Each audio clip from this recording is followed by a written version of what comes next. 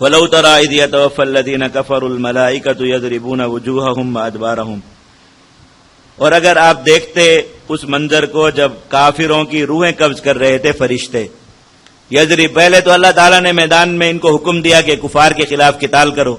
تو جو فرشتے لڑنے آئے تو انہوں نے قتال کیا، پھر وہ فرشتے جنہوں نے کفار کی روحیں قبض کرنی تھی وہ آئے، اللہ تعالیٰ نے ان کو بھی اس جہاد میں شرکت کا موقع دیا، اور وہ بھی قیامت تک کرتے ہیں کہ ایسے کفار جو مسلمانوں کے ہاتھوں قتل ہوں،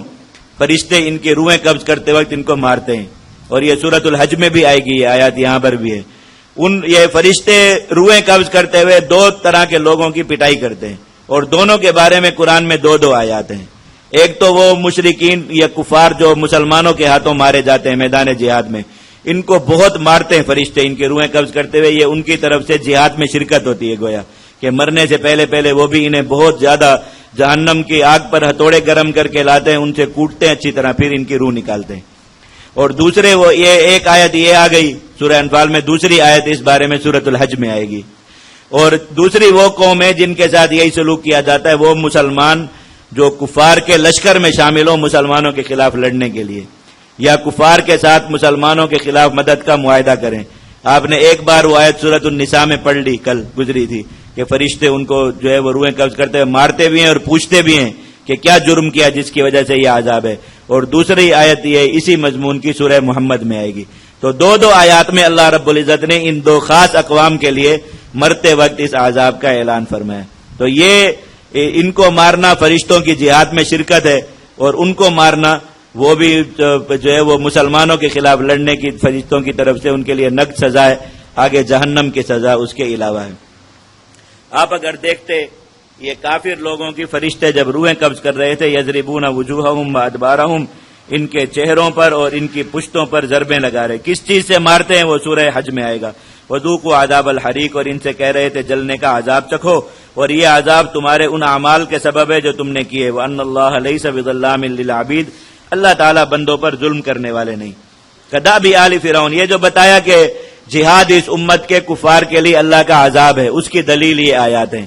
اللہ تعالیٰ نے فرمایا کہ جیسے اللہ تعالیٰ نے ہر قوم کو الگ الگ انجام سے دوچار کیا اور ان کو عذاب دیا، اللہ تعالیٰ نے ان کفار کے لیے عذاب اس چیز کو مقرر فرمایا کہ انہیں دنیا میں مسلمانوں کے ہاتھوں قتل کرایا جائے۔ ان کا انجام فرعون کی قوم جیسا ہوا اور ان کفار جیسا ہوا جو فرعون سے پہلے گزرے۔ انہوں نے اللہ کی آیات کا انکار کیا، فاخذہم اللہ بذنوبہم، اللہ نے ان کو ان کے گناہوں کے سبب پکڑ لیا۔ ان اللہ قوی شدید العقاب، اللہ تعالیٰ قوت والے اور سخت پکڑ والے ہیں۔ اب یہ ایک سوال کا جواب ہے، ذالک بان اللہ لم یکن مغیرا نعمتا انعمها علی قوم، میں کہ مشرکین بظاہر کچھ ان کے نیک اعمال تھے، اور اللہ تعالیٰ نے کچھ خصوصیات بھی انہیں دی تھی۔ اپنا حرم ان کے پاس تھا، صدیوں سے اللہ تعالیٰ نے اپنا مقدس ترین شہر ان کے ہاتھوں میں دے رکھا تھا، مکہ مکرمہ۔ حرم کی خدمت یہ لوگ کیا کرتے تھے، بیت اللہ کو یعنی ایسا لباس پہناتے تھے جو عرب میں خود کوئی نہیں پہنتا تھا، سب سے اچھا کپڑا منتخب کر کے وہ بیت اللہ کا پردہ بناتے تھے، اس سے کم درجے کا لباس خود پہنتے تھے۔ حاجیوں کی یہ لوگ اتنی خدمت کرتے تھے کہ دنیا بھر سے جتنے بھی لوگ حج کرنے کے لیے یہاں آتے تو ان کو کھانے پینے کی ہر چیز کی فکر سے بے پرواہ کرتے تھے، خود ان کی خدمت کرتے تھے۔ اللہ تعالیٰ نے یہ اچھے اعمال انہیں دے رکھے تھے۔ جیسے ہمارے ہاں بہت سے مسلمان کافروں کے کچھ بظاہر خوشنما اعمال، ان کے کچھ رفائی خدمات اور ان چیزوں سے متاثر ہو کر ان مسلمانوں پر تان کرتے ہیں جو ان کفار کے خلاف لڑائی کی بات کرے کہ وہ دنیا میں اتنی اچھائیاں کر رہے ہیں اور یہ مسلمان ہر وقت ان کے پیچھے ہیں کہ انہیں مارو مارو مارو، تو ان پر تان کرتے کفار سے متاثر ہوتے ہیں۔ بیائی نہیں، یہی حالت مشرکین مکہ کی بھی تھی، اور ان کے بارے میں بھی لوگوں کے ان کا اپنے بارے میں یہی خیال تھا کہ ہم چونکہ اللہ تعالیٰ نے ہمیں یہ انعامات دے رکھے اس لیے ہم حق پر ہیں، تو ہم سے لڑنے کی بات کرنے والا غلط ہوگا۔ اللہ تعالیٰ نے فرمایا کہ ان انعامات کی ایک بنیاد، اور وہ بنیاد ایمان،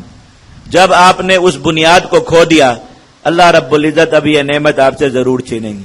تو جتنے بھی کفار ہیں دنیا میں، اہل کتاب ہیں، یہ کوئی بھی ہیں، اللہ رب العزت نے ایک وقت میں ان پر، اب یہود و نصارہ ہیں، ان پر اللہ رب العزت کے انعامات تھے کہ نبی کریم صلی اللہ علیہ وسلم کی علامات ان پر صدیوں پہلے ان کی کتابوں میں نازل کر دی گئیں،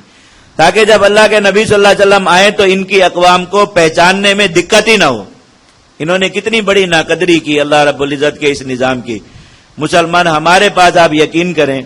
نبی کریم صلی اللہ علیہ وسلم کا جو حلیہ مبارک ہے اور عید کی روایت کتابوں میں حضرات صحابہ کرام نے بڑی محبت سے، ترمذی میں شمائل وغیرہ میں بڑی محبت سے نبی کریم صلی اللہ علیہ وسلم کے ایک ایک عضو کا نقشہ کھینچا کہ آنکھیں مبارک کیسی تھیں، آنکھوں میں ڈورے کیسے تھے، ہاتھوں کی انگلیاں کیسی تھیں، ناخن کیسے تھے، پاؤں کے تل، ایک ایک چیز کا محبت سے تذکرہ کیا. لیکن پھر بھی اتنی کامل شکل و صورت پھر بھی سامنے نہیں آتی جتنی تورات و انجیل میں لکھی ہوئی تھی. میں نے آپ کو ایک پتہ نہیں واقعہ شروع کے دن بیان کیا تھا، یعنی ودّ کثیر من اہل الکتاب والی آیت میں عموماً میں بتایا کرتا ہوں. یہ جو ہرقل تھا شاہ روم، اس نے جب یہ تورات اور انجیل سے نبی کریم صلی اللہ علیہ وسلم کی علامات اکٹھی کروائیں، آپ کا حلیہ مبارک کیسا ہوگا، اور پھر صرف اللہ کے نبی صلی اللہ علیہ وسلم کی نہیں، ساتھ یہ تھا کہ ان کے 2 وزیر ہوں گے اور ان میں سے ایک کا حلیہ ایسا ہوگا، ایک کا حلیہ ایسا ہوگا. وہ روایات بھی جمع کی ساری تورات و انجیل سے علامات. اور اس کے زمانے کا جو سب سے ماہر بت تراش آدمی تھا، جو پتھر سے مورتی اور شکل بناتا تھا، بہت فنکار آدمی، اس کو بلایا اور کہا کہ ان تینوں حلیوں کے مطابق ایک ایک بت بنا کے دو. اس نے بنا دیے بہت محنت کر کے، کئی سالوں محنت کی بنائے. تو اس نے وہ تینوں بت چھپا کر ایک کمرے میں رکھ دیے، اپنے محل کے خاص کمرے میں، کسی کو عام طور پر نہیں دکھاتا تھا. تمیم داری رضی اللہ تعالیٰ عنہ جو مسلمان، یہ نصرانی تھے اور ان کا ملک شام بہت آنا جانا تھا. یہ جب آتے جاتے تھے تو ہرقل ان سے ملا کرتا تھا اور عرب کے حالات ان سے پوچھا کرتا تھا. تو ایک بار جب یہ نبی کریم صلی اللہ علیہ وسلم کی آمد ہو گئی اور جو اسلام کا جو عرب میں چرچا ہو گیا، تو اس کے بعد جب یہ سفر پر گئے تو اس نے کہا کہ سنا ہے عرب میں کوئی نبی ظاہر ہوا. انہوں نے کہا، پوچھا کہ وہ کیسے ہیں، کہ حضرت تمیم داری رضی اللہ عنہ نے بتایا کہ وہ اس طرح کے ایسے ہوتے. تو وہ ان کو ایک کمرے میں لے گیا، اسی کمرے میں، اور جا کر جو ہے وہ جو تینوں بت پڑے تھے ان کے سامنے کھڑا کیا. تو تمیم داری فرماتے کہ میں ایک دم چکرا گیا کہ میں تصویر دیکھ رہا ہوں یا واقعی محمد صلی اللہ علیہ وسلم میرے سامنے ہے. اس طرح اتنی کامل علامات اور پوری اس پہ. اور پھر ساتھ ابوبکر صدیق رضی اللہ تعالیٰ کی، ساتھ عمر رضی اللہ تعالیٰ عنہ، وہ بھی کہا بالکل ایسے کہ ایسے ہی جیسے ابوبکر اور عمر یہاں دونوں ان کے ساتھ کھڑے ہوں دائیں بائیں. اس طرح یہ حضرت عمر رضی اللہ تعالیٰ عنہ کے زمانے میں جو بیت المقدس فتح ہوا، یہ انہوں نے جو ان کا بڑا پادری تھا، اس نے مسلمانوں سے آ کر کہا ابو عبیدہ رضی اللہ تعالیٰ عنہ سے کہ تم یہاں 100 سال بھی سر مارو، اس شہر کو تم زور سے فتح نہیں کر سکتے. انہوں نے کہا کیوں؟ کہا ہماری کتابوں میں لکھا ہے کہ یہ شہر زور سے فتح نہیں ہوگا، اس کے فتح کا ہم بھی بہت تنگ ہیں کہ محاصرہ ہے، اور تم بھی باہر یہاں بیٹھے بیٹھے بوڑھے ہو جاؤ گے، تمہاری عمریں گزر جائیں گی، اندر نہیں داخل ہو جاؤ گے. یاد رکھنا اس کی فتح کا ایک ہی طریقہ ہے جو ہماری کتابوں میں لکھا ہے، اور میں تمہیں اس لیے بتانے آیا ہوں کہ میں اس شہر والوں کو اس عذاب سے نجات دلانا چاہتا ہوں محاصرے کے. تو تم وہ کام کر لو تاکہ یہ شہر فتح ہو جائے، ہماری جان چھوٹے. مسلمانوں کا اس وقت جو امیر ہے عمر، وہ آئیں اور وہ آ کر ہمارے ہاتھوں سے چابی لے لیں. ہماری کتابوں میں یہی لکھا ہے کہ یہ شہر اسی طرح ہمارے ہاتھوں سے جائے گا، لڑائی سے تم نہیں لے سکتے. تو آپ انہیں بلائیں، وقت ضائع نہ کریں. حضرت ابو عبیدہ رضی اللہ تعالیٰ نے صحابہ کرام کو بلایا، مشاورت ہوئی تو بہت سے لوگوں کا خیال تھا کہ یہ دھوکہ دے رہے ہیں، اور ان کی نیت یہ کہ حضرت عمر آ جائیں تو یہ بڑا حملہ کریں گے تاکہ ان کو شہید کرنے کی کوشش کریں، یا اندر بلا کر انہیں قید کر لیں اور مسلمانوں پر اس کے ذریعے دباؤ ڈالیں. تو ہمیں ایسا نہیں کرنا چاہیے. تو انہوں نے کہا کیا کریں؟ کہا ہم ہیلا کرتے ہیں، ہم کسی اور آدمی کو لے جاتے ہیں اور کہتے ہیں کہ حضرت عمر آ گئے تو جو ہے دیکھتے ہیں یہ کیا کرتے ہیں. تو انہوں نے حضرت خالد ابن ولید رضی اللہ تعالیٰ عنہ حضرت عمر کے رشتہ دار بھی تھے، ان کا قبیلہ بھی ایک تھا،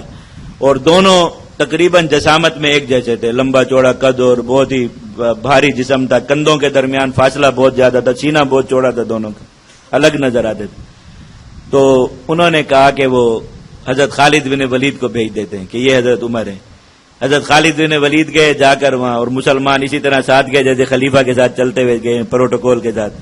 وہاں جا کے کھڑا کیا اور پادری کو کہا کہ حضرت عمر آ گئے تو چابی لے کر آؤ، ان کے حوالے کرو. وہ آیا، اس نے قریب آ کے اس طرح حضرت خالد بن ولید کا چہرہ دیکھا، کہا کہ یہ عمر نہیں، واپس چلا گیا. پھر مسلمانوں کو یقین ہوا کہ واقعی اس چیز میں دھوکہ نہیں ہے،